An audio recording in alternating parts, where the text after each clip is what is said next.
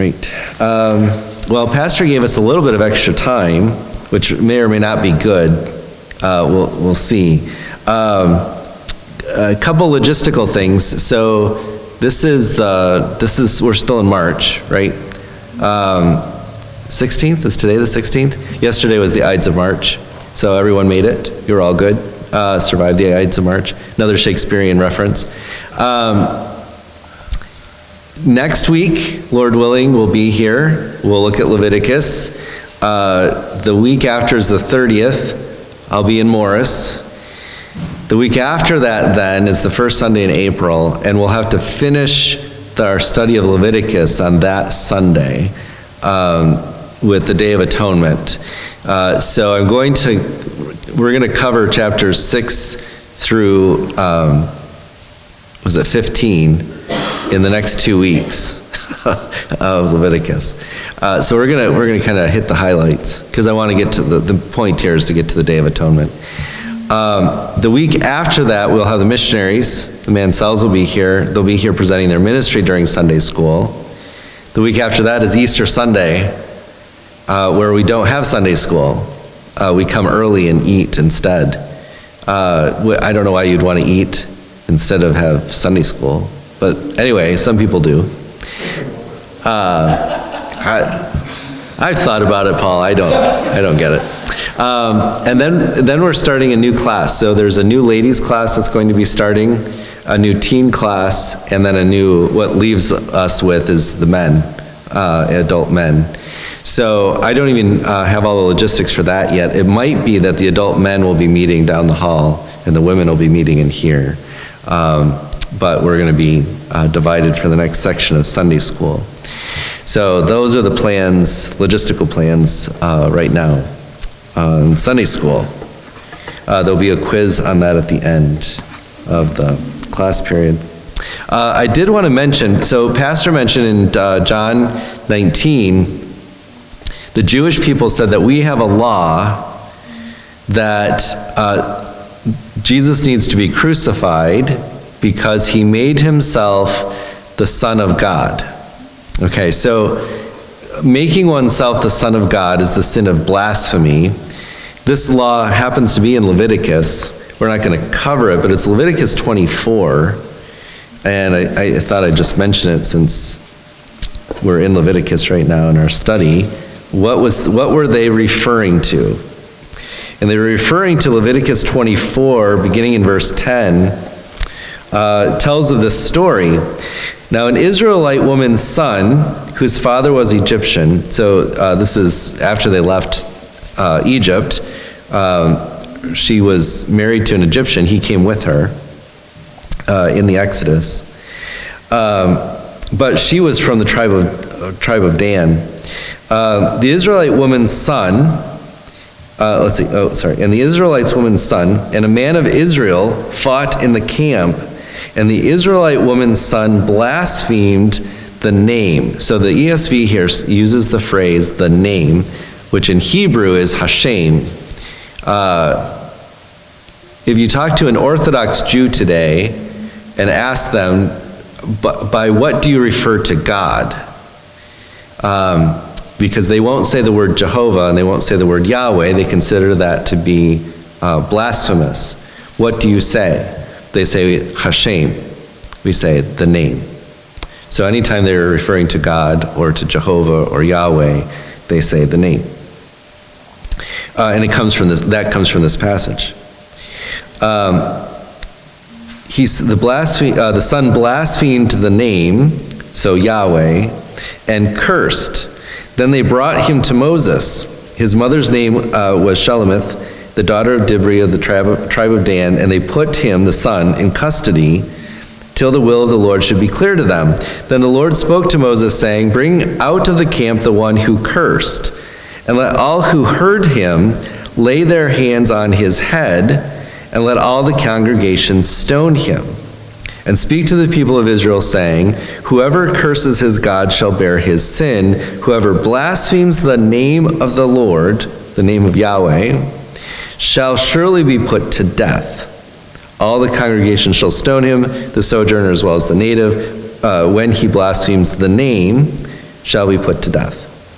And so this is the law that the people were referring to, is by calling himself God or making himself the Son of God, using that phrase, I am, Jesus was committing the sin of blasphemy to the Pharisees. Now, he wasn't committing the sin of blasphemy because he is God. So it's okay for God to say that. But they didn't want to accept him as God. And so they did the blasphemy. Yes. So, yeah, now stoning. Now, in Egyptian time, they weren't stoning people to death. They were crucifying them.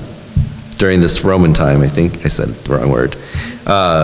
So yeah, they should have, if they were independent, they would have taken Jesus out and stoned him. And you notice there was other places where they said they sought to stone Jesus. They even picked up stones because they were going to throw them at him right then and there. But they stoned Stephen. And they stoned Stephen. A while later, so. Yeah. If they should have stoned Jesus. Yes, they should have stoned Jesus. But there's a prophecy that, Psalm 22, that the Messiah had to die on a tree, hung from a tree, which back then meant something different than crucifixion, but it worked. So, yes. You also notice that, again, the Old Testament law, all sins had to be confirmed by 2 or more witnesses. You could not condemn someone to death on one person's witness. And it says, bring out of the camp the one who cursed, and let all who heard him lay their hands on his head. Now, this reminded me of the story of the woman caught in adultery. Do you remember that story? And what does Jesus tell her accusers? He was Lord, Son of God. Right. Right. So why did they all turn away? It was, Okay. they had seen her, they had witnessed. Right. They had to witness the act of adultery. Now, if that's a private act between 2 people, then you only have 1 witness. How do you end up with a bunch of witnesses to adultery? You got a bunch of peeping Toms? Like what? Something's wrong, right? And Jesus caught them on this point right here that we see actually illustrated also in this story. Those who were witnesses to the event were the ones who were supposed to cast the stones. How do you witness that event? Unless you're doing something you're not supposed to be doing. So, anyway, that's all for free. Those are all asides there. That was good. I mean, okay, so the lawyers like talking about law, I guess, we're okay with it. Okay, so why sacrifices? Again, the question that we're asking, I do not know why that flew up from the bottom. How can a holy God live with a sinful people? That's what we're talking about in the book of Exodus, Leviticus, and Numbers. That's the question. Today we're going to talk about the priesthood, and so we're going to talk about how that relates to it. So we're going to talk about the priests and Levites today. Lord willing, we'll talk about uncleanness next week. And then, that was just, I think I'm having a stroke. Next week, Lord willing, we'll talk about the laws of uncleanness. And then in April, that first Sunday, we'll talk about the Day of Atonement, Leviticus 16. So that's our goal. All right, review of the offerings so far. We have the burnt offering, the grain offering, the peace offering, the sin offering, and the guilt offering. We're going to see those today as we talk about the priesthood. I think all of that, we won't see the peace offering, but I think we see the rest. And review about the sin offerings, or about the sins. High-handed sin has no offering. You remember, like the sin of blasphemy we just saw. The intentional sin, so-called, or unintentional as it's called in the scriptures, which is simply not a high-handed sin. There's the sin offerings that we saw in Leviticus 4, And then the sins of ignorance, which is also in chapter 5, when you break the law, but you didn't know that you broke the law, but you know the law. You know the law, you broke the law, but you didn't know that you broke the law. That's a sin of ignorance in the Old Testament.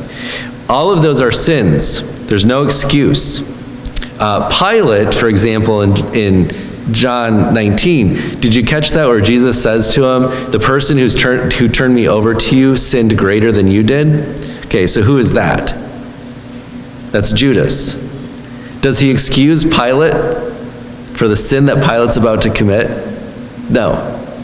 He just says it's not as bad as Judas's. Sin is never excused. And as you recall, who provides forgiveness in any one of these three situations? Who grants the forgiveness to the sinner? God. So when we got to the end of the rituals, it said that the sinner would be forgiven. Didn't say who was doing the forgiving, but it's not the priest. The priest never forgave sins. The priest never absolved anyone from sins. So when we think of the Catholic priesthood or the Orthodox priesthood, and we think of the whole, your sins are, forgiven you, that is not scriptural at all. The priest was never given the responsibility of forgiving the sin. He was given the responsibility of doing the ritual that led to the forgiveness of sin.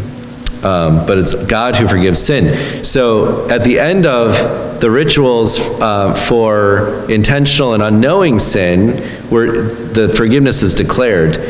In high-handed sin, though, we learn from David, again, Psalm 34, Psalm 51, that it's God alone who can forgive. God is the only person who can forgive forgiveness, and God can give forgiveness. God can forgive any sin. So we learn that through the Old Testament. Depending on the person's heart. We talked about that difference. Okay, so we're going to look at, we're going to look at, start in Leviticus 6. And we're going to start in verse 8.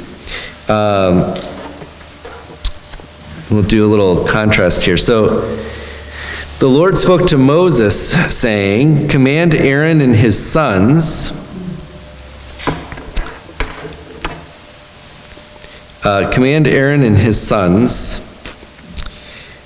saying, this is the law of the burnt offering. The burnt offering shall be on the hearth on the altar all night until morning, and the fire of the altar shall be kept burning on it. Okay, so when we were talking about case law, we always talk about the title is given at the beginning. So this law is about the burnt offering, and it's going to talk about what the priest is supposed to do with the burnt offerings. Now, burnt offerings were discussed in Leviticus 1. In Leviticus 1, though, the emphasis is on the person who's bringing the offering. So Leviticus 1 verse 3, if his offering is a burnt offering from the herd, it's any of the people, verse 2, when any of you, people of Israel, brings an offering to the Lord, this is what you should do. So the first few chapters are actually focused on what the common person does, more than what the priest does. This section is going to focus on what the priest does with the offerings, and so we'll kind of scan through these a little bit. But I wanted to point that out. The other one answers the questions: who brings it, when do they bring it, why do they bring it, where do they bring it, how do they offer it? That's all chapters 1 through 5, and the first part of chapter 6. Now, chapter 6 is actually addressing the Levites. So, verse 10, the priest shall put on his linen garment, put his linen garment on his body, and he shall take up the ashes, to which the fire is reduced the burnt offering on the altar, and put them beside the altar. Then he shall take off his garments and put on other garments and carry the ashes outside the camp to a clean place. It would be interesting, well, you might, I don't know if you'd find it interesting, but there is quite a discussion about how everything is disposed of. So there's this kind of, we talked about this a little bit 2 weeks ago, a little bit of a symbolism going on in the ritual. I'm the sinner. I bring the offering to the tabernacle. I confess my sins over it with my hands on its head. I slit its throat. So in the symbolism, it's like my sin has been transferred from me to the animal, which is called a sin offering in the case of a sin offering. Okay, so it's gone from me to the animal, which is now called a sin offering. The animal is then dies in my place, and we talked about that. The fact that the animal dies in the sinner's place, that substitutionary atonement. And then the fat and the entrails, the field dressing, are collected, and they're carried outside the camp. Now here with the burnt offering is burnt completely down to ashes. Okay, there's nothing left to it. And the ashes are kept, and the ashes are carried outside the camp. All right, so where is God in the camp? If you think about the tabernacle and the camp, where's God's presence? Okay, it's in the Holy of Holies, which is in the tabernacle, in the very middle of the camp. God cannot handle any kind of uncleanness, any kind of sin. So the sin went from me to the animal. The animal was killed and burnt, and the parts that weren't burnt up were taken away from God's presence outside the camp. Don't tell Cindy. I think I just messed it up. So they're taken outside the camp, because the camp is holy because God is there in their midst. So everything inside the camp is supposed to be holy. So anything that's supposed to be within any proximity to God has to be holy. But this represents the sinfulness of and fallenness, we'll see next week, of the people of Israel. And so it's all removed outside the camp.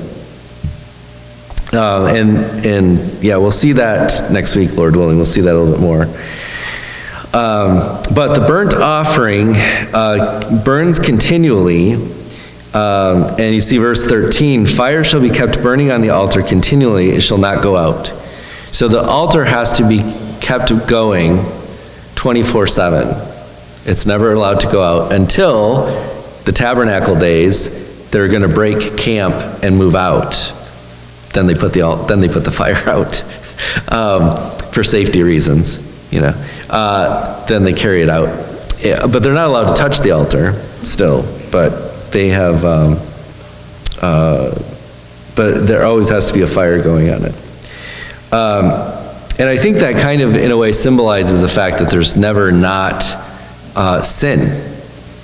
Again, how does a holy God have fellowship with a sinful people when the sinful people keep sinning? Verse 14, you see the law of the grain offering, which again is the bread, where you bring all of the people of Israel will bring all the ingredients for the bread, and then it's baked or pan-fried or cooked. We saw all the different ways it could be in Leviticus 2, put together, and they get to eat that. And the grain offering, I think it's safe to say always accompanies a burnt offering. We'll see that in chapter 8. It does there. So we have the grain offering, and the priests are allowed to eat that. And the grain offering actually goes all the way through to verse 23. There's two different kinds of grain offering. And then the Lord spoke to Moses saying, verse 24, the law concerning the sin offering. So the sin offering is in the same place the burnt offering is. The priest who offers it for sin shall eat it. So there's a piece of the sin offering that is saved back. It's not burnt up completely like the burnt offering. There's actually a piece of it that's saved back, and that is also food for the priests. So if you're a priest working in the tabernacle or in the temple, you're eating steak or lamb or goat and bread every day is your food. Good. So I mean, it's a pretty good diet. There'll be, I mean, I suppose if you're in the tabernacle, I don't think you're getting vegetables. If you're working in the tabernacle, I don't think you're getting vegetables or fruit. You're getting steak and bread. So that's what you're getting. So the sin offering, so I wanted to point this out because this will show up here in a little bit. In verse 26, the priest who offers it for sin shall eat it in a holy place. It shall be eaten in the court of the tent of meeting. So when I've got it here. We're just gonna jump. Oops, almost went too far. Okay, so here's the tabernacle again. I went too fast. There we go. So the outer, dark square there, that's where the tent, that's where the curtains were hung, okay, to sanction off the holy area. The priests who were serving in the tabernacle were not allowed to leave that area. So they had to stay close by. Now what we're not told specifically is, well, where were they eating the bread and the meat? Were there like little picnic tables set up for them? Was there a place, off to the side where they could eat when they weren't on shift? You go to Culver's and whoever's on break is sitting in a little table somewhere, eating their lunch and looking at their phone. It's kind of like that. Not that the priests were looking at their phone. They're looking at Facebook for priests or something, I don't know. Posting their Instagram pictures. But anyway, so they had to stay in there. They couldn't leave. Because as you got closer to God, everything was holier and had to be kept holier. So inside there, they had to stay.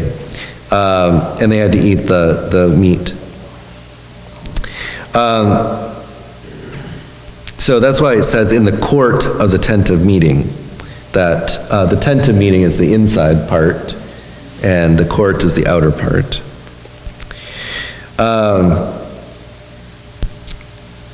So the meat is holy. Now look at verse 27. It says, whatever touches its flesh shall be holy, and when any of its blood splashes on a garment, you shall wash that on which it is splashed in a holy place. So everything inside the tabernacle curtains is considered holy.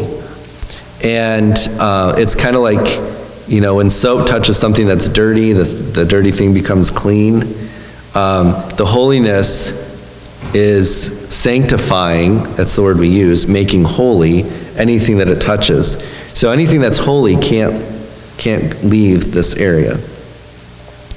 But there's the laver. The laver was used for washing. That's like a big bird bath, if you think of it that way, where they wash things. So the earthenware vessel in which it is boiled shall be broken, but if it is broiled in a bronze vessel, it shall be scoured and rinsed in water. Every male among the priests may eat of it. It is most holy, but no sin offering shall be eaten from which any blood is brought into the tent of meeting to make atonement in the holy place. So on the Day of Atonement, that sin offering is not eaten. It is completely consumed. So we have a little exception to the rule there. We do have the guilt offering in chapter 7, so I take that back. The guilt offering is next. The peace offering is in chapter 7, verse 11. And there's exclusion to eating fat. And there is an exclusion to eating blood. I don't think it's going to show up in chapter 11. It doesn't show up in chapter 11. I'm pretty sure. There's an interesting conversation we don't have time to have, and that's about the eating of blood in animals. How many of you like, a good steak medium rare, right? The question is whether we're free in this dispensation to enjoy that medium rare steak. The reason it's a question is when we look at dispensationally of rules and regulations, one of the things we look at is, well, are there certain rules that follow from one dispensation to another and seem to be true of all time? The eating of blood could be actually one of those principles that is timeless, but gets a little squishy in the book of Acts, and so we don't follow that today. But there's a case. It's an interesting conversation anyway. There's a case to be made. Okay, so now what I'd like to do is jump down to chapter 8, where we get to the consecration of Aaron, the ordination or consecration of Aaron. Now, chapter 8, Moses gives the instructions. Here's what you're supposed to do. Chapter 9 tells what they did. Okay, so we're going to look at chapter 8, but I'm going to skip over chapter 9. I'll skip to the end of chapter 9.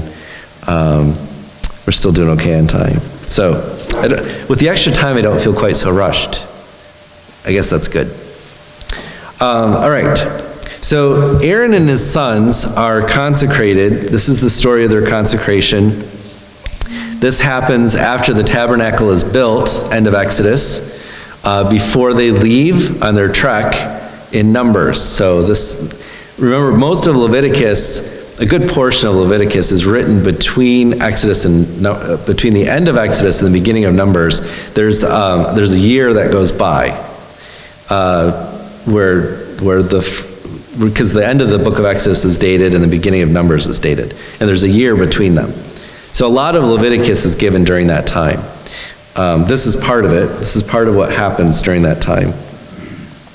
So Leviticus 8, verse 1, the Lord says to Moses, saying, "Take Aaron and his sons with him, and the garments and the anointing oil, and the bull of the sin offering, and the 2 rams, and the basket of unleavened bread, and assemble all the congregation at the entrance of the tent of meeting." And Moses did as the Lord had commanded him, and the congregation was assembled at the entrance of the tent of meeting. So going back to our diagram, the entrance to the tent of meeting is that gate on the right-hand side, which would have been the east side of the tabernacle. So it was big congregation of people out there to watch. Moses said to the congregation, "This is the thing that the Lord has commanded to be done," which is really a very important phrase. This is the thing that the Lord has commanded to be done. The Lord commanded this, and we are going to do it exactly the way He commanded us to do it. Okay. This is important to the story of Nadab and Abihu, which is chapter 11 or chapter 10. So Moses put the coat on Aaron and tied the sash around his waist and clothed him with the robe and put the ephod on him and tied the skillfully woven band of the ephod around him, binding it to him with the band. And he placed the breastpiece on him, and the breastpiece he put the Urim and Thummim, and he set the turban on his head, and on the turban in front, he set the golden plate, the holy crown, as the Lord commanded Moses. Okay, so we've got a little bit of a picture. I know it's not a great picture, but it's not too bad. Aaron would have been, at this point in time, before he started making sacrifices and he gets blood all over his clothes, he would have been very brilliant. Okay, if the sun were shining on him, he would have glowed. Like, there's gold, there's jewels. All the details of the clothing are given to us in Exodus 39. So if you want to, on your free time, you can look at Exodus 39, and it talks about all the jewels that are encrusted. So all the colors that you see in that kind of outer smock, that's jewel encrusted. He's got the golden crown on his head. He would have been really quite magnificent to see.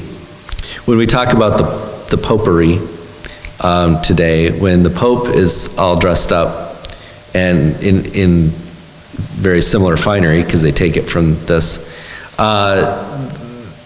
you notice that, you say, wow, he's, very, very dressed up.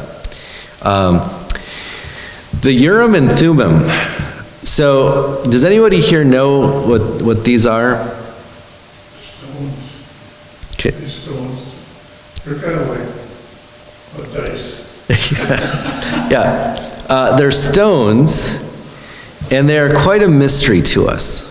The stones here to the right, the one on the right is the Yorim, I guess, actually it'd be Orim, and the left, the black one, is Thummim. They're written on there in Hebrew. If you can't read the Hebrew, that's okay. I just read it for you.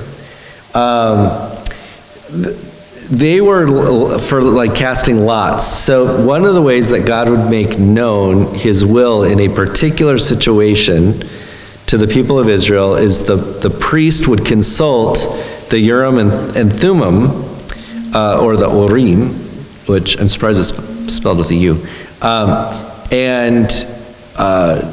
And somehow God would communicate his will to them through these. We're not exactly sure how that worked.